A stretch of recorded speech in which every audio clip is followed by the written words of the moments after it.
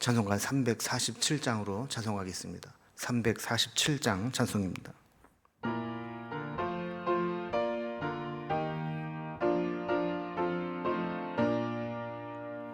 허락하신 새 땅에 들어가려면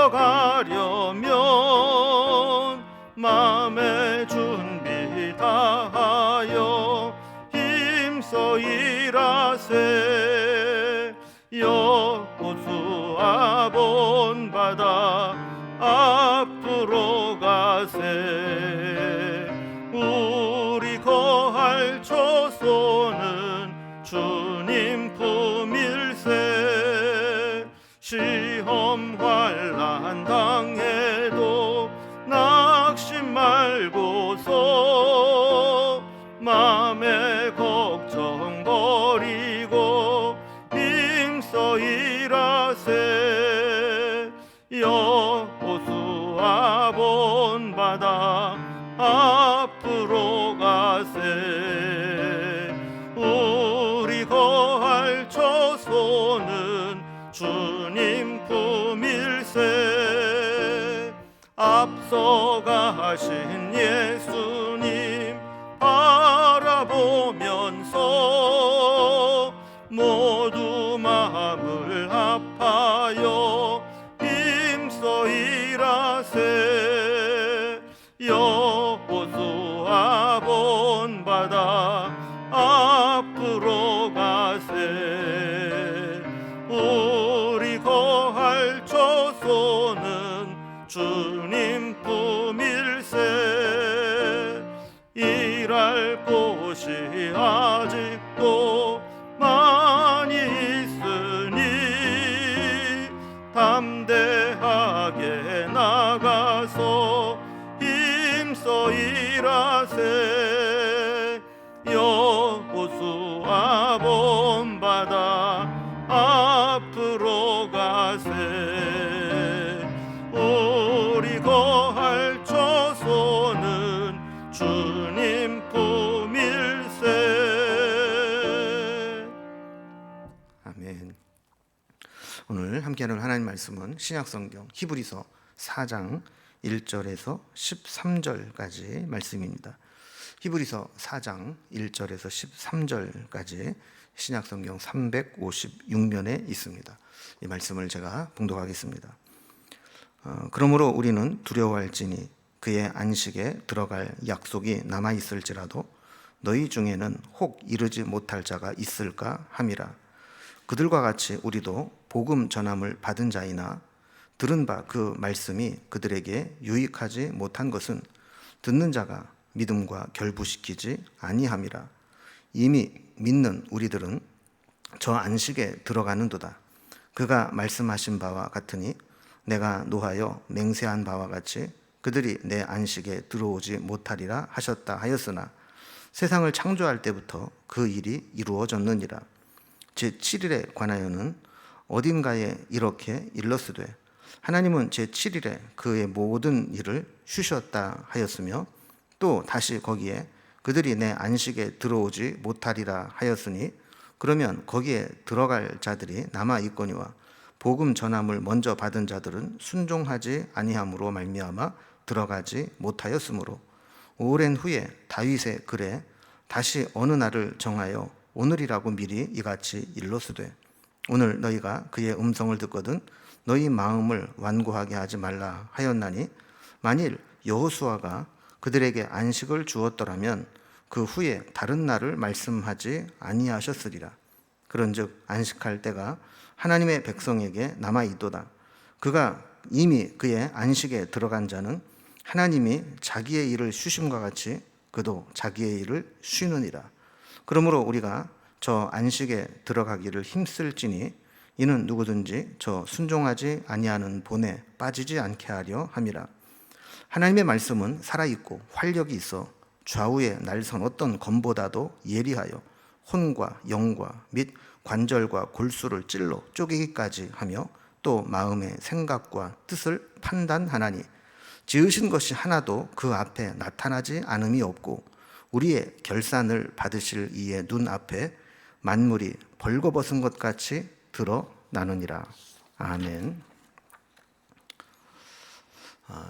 현대인들은 바쁘고 피곤하게 살아가기 때문에 누구나 쉼과 안식을 갈망합니다. 세상은 우리에게 어떻게 잘 쉴 수 있을 것이냐, 또 얼마나 이 쉼에 대한 욕구를 충족시켜 주실 거냐, 이것으로 우리를 유혹합니다. 그러나 이 세상에서 제공하는 레저나 여가 생활로 참된 안식을 누릴 수 있는 것은 아닙니다. 히브리서 저자는 어제 본문에 이어서 이 구원이라고 하는 것을 하나님이 예비하신 안식의 개념으로 설명을 합니다.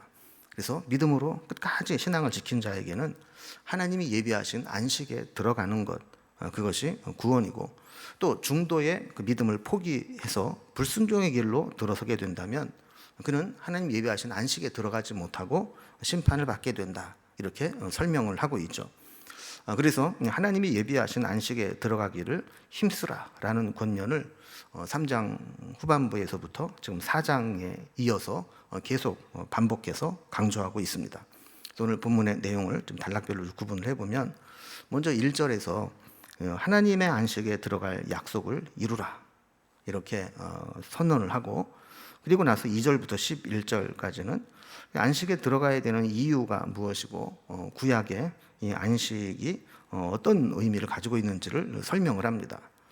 그러면서 마지막 12절, 13절에서는 안식에 들어가지 못하는 자에게 주어지는 하나님의 심판이 어떤 것인가를 알고 대비하라, 이런 내용으로 되어 있죠. 자, 그러면 이제 오늘 단락별로 살펴봅니다. 첫 번째 단락은 하나님의 안식에 들어갈 약속을 이루라라는 겁니다. 우리 같으면 조금 시험이 오고 어려움이 있어도 기왕 하나님을 알고 믿었으니까 끝까지 우리 믿음을 지키고 하나님 약속에 이를 것 같은데, 막상 이 삶의 현장에서는 그게 그렇게 쉽지만은 않은 것 같습니다. 그래서 우리가 흔들리기도 하고 중도에 포기하기도 하는데, 히브리서 기자는 다시 한번 우리가 어떤 일이 있더라도 끝까지 약속을 붙잡고 안식에 들어갈 것을 권면하는 것이죠. 그래서 1절에 보면, 그러므로 우리는 두려워할지니 그의 안식에 들어갈 약속이 남아있을지라도 너희 중에는 혹 이르지 못할 자가 있을까 함이라 그랬습니다. 그러니까 아무리 하나님은 약속을 해놓으셨고 약속을 이루기 위해서 준비해 놓으셨다 할지라도 그곳에 들어가야 될 사람들이 약속을 지키지 않으면 그 약속을 받지 못한다라는 겁니다. 우리가 지난번에 살펴본 것처럼 이 구원이라고 하는 것이 아무리 따놓은 당상과 같은 것이라 할지라도 그것을 이루지 못하는 사람이 있다라는 거예요. 참 안타까운 일이죠. 출애굽한 이스라엘 백성들도 분명히 애굽에서 나오긴 나왔습니다. 그런데 광야에서 40년 동안 죽도록 고생하고 헤매기만 하다가 결국 약속의 땅 안식에 들어간 자는 여호수아와 갈렙밖에 없습니다. 그래서 히브리서 저자는 독자들에게 권면하는 겁니다. 너희 중에도 혹 약속은 남아있지만 그 약속에 이르지 못하는 자가 있을까 두렵다라고 하면서 확실하게 이 안식에 들어갈 이 약속을 이룰 것을 권면하는 것이죠. 자, 그러면서 이제 두 번째 단락에서는 우리가 안식에 들어가야 되는 이유가 무엇인지, 그리고 구약의 어떤 예를 들어서 안식에 들어간다는 것이 어떤 의미인지를 설명합니다. 아까도 말씀을 나눈 것처럼 약속을 받아놓고도 그 약속에 참여하지 못하는 자들, 이 구원의 안식에 들어가지 못하는 자들, 참 안타까운 모습이죠. 그래서 2절에 보면 그들과 같이 우리도 복음 전함을 받은 자이나 들은 바 그 말씀이 그들에게 유익하지 못한 것은 듣는 자가 믿음과 결부시키지 아니함이라 그랬습니다. 말씀을 듣는 것 중요합니다. 그러나 그것보다 더 중요한 것은 들은 바 말씀을 내 믿음과 결부시킬 수 있어야 된다라는 거예요. 그래서 만약에 우리가 아무리 약속을 받고 말씀을 받아도 그것을 내 믿음으로 결부시키지 않는다면 아무 소용이 없다라는 것이죠. 자, 그 믿음을 지킨 자들은 3절에 있는 말씀과 같이 결국 하나님이 약속하신 안식에 들어가게 됩니다. 하나님은 들은 바를 믿음으로 결부시키지 않는 자는 결코 하나님의 안식에 들어가지 못하고 노하여 맹세하셨습니다. 믿는 자들은 하나님의 약속하신 안식에 들어가게 되는 것이죠. 그래서 4절에 보면 제7일에 대해서 이야기를 합니다. 그 안식일이죠. 하나님께서 창세기 2장 2절에 창조하신 후에 제7일에 관하여는 어디엔가 이렇게 일렀으되 그랬는데, 이게 창세기 2장 2절을 말씀하는 겁니다. 하나님은 제7일에 모든 일을 쉬셨다 하는 말씀을 이야기합니다. 그러니까 하나님도 창조 후에 안식을 하셨다라는 것이죠. 여러분, 우리가 안식을 할 수 있다라는 것은 대단히 중요한 의미를 가지고 있습니다.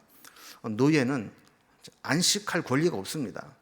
주인이 쉬라고 할 때만 쉬는 것이지 자기가 임의대로 쉴 수 있고 안식할 수 있는 게 아닙니다.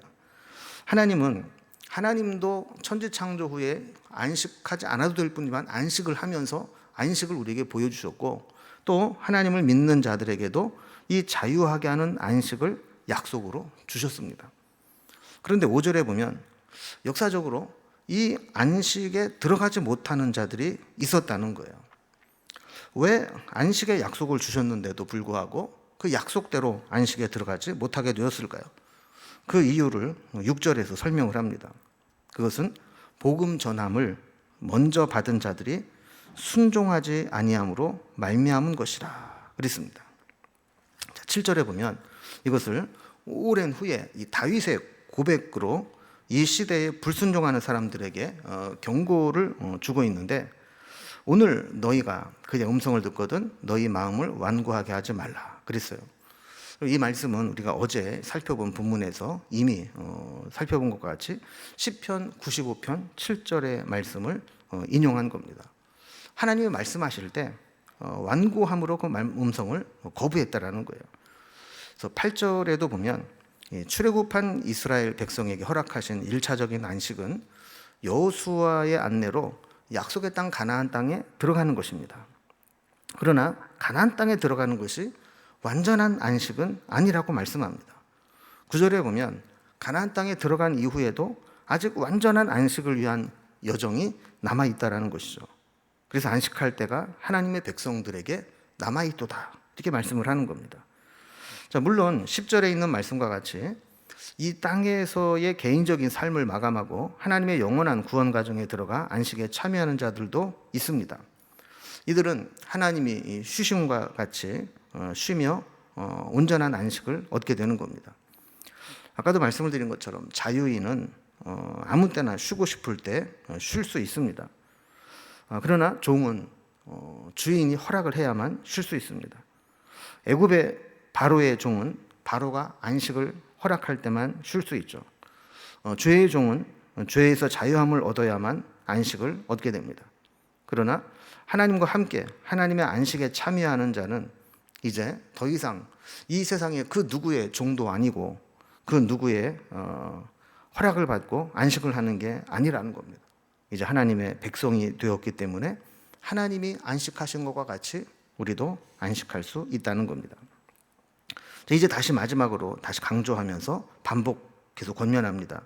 11절입니다. 그러므로 우리가 저 안식에 들어가기를 힘쓸지니 이는 누구든지 저 순종하지 아니하는 본에 빠지지 않게 하려 함이라 그랬습니다. 어떻게 보면 4장에 나타난 이 권면의 핵심이며 주제가 바로 이 11절입니다. 조상들처럼 불순종하여 안식에 들어가지 못한 자가 되지 말고 순종함으로 하나님이 약속하신 안식에 들어가기를 힘쓰라는 겁니다. 자, 그렇다면 이 완전한 안식에 들어가기 위해서 우리에게 필요한 것은 무엇일까요? 이제 세 번째 단락을 봅니다. 세 번째 단락은 하나님의 심판을 대비할 것을 우리에게 말씀하고 있습니다. 자, 하나님의 심판에 대한 모의고사가 있습니다. 우리가 하나님의 심판에 이르지 않을 것인가, 아니면 심판에 이를 것인가, 모의고사가 있는데 그것은 하나님 말씀에 비추어서 우리 자신을 채점하고 점검하는 것입니다. 그래서 12절에 보면 하나님의 말씀은 살아있고 활력이 있어 좌우의 날선 어떤 검보다도 예리하여 혼과 영과 및 관절과 골수를 찔러 쪼개기까지 하며 또 마음의 생각과 뜻을 판단하나니 그랬습니다. 그 안식에 들어가기 위해서는 반드시 통과해야 되는 시험 과정 같은 의례가 있는데, 그것은 말씀 앞에 우리 자신을 세워서 말씀의 인정을 받는 거예요.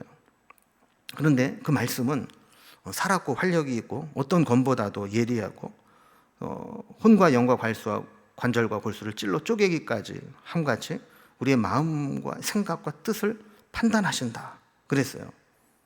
그러니까 우리는 하나님 앞에서 어떤 세상적인 도덕 기준이나 윤리나 가치관의 판단을 받지 않습니다.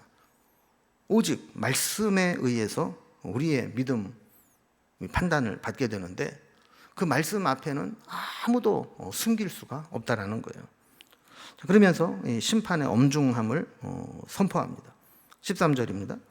지으신 것이 하나도 그 앞에 나타나지 않음이 없고 우리의 결산을 받으실 이의 눈앞에 만물이 벌거벗은 것 같이 드러나느니라 그랬습니다.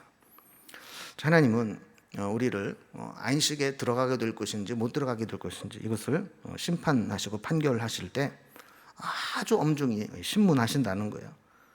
하나님은 우리의 결산을 보시는 분입니다. 감사하시듯이 우리의 최종 결산을 받으시는 분입니다.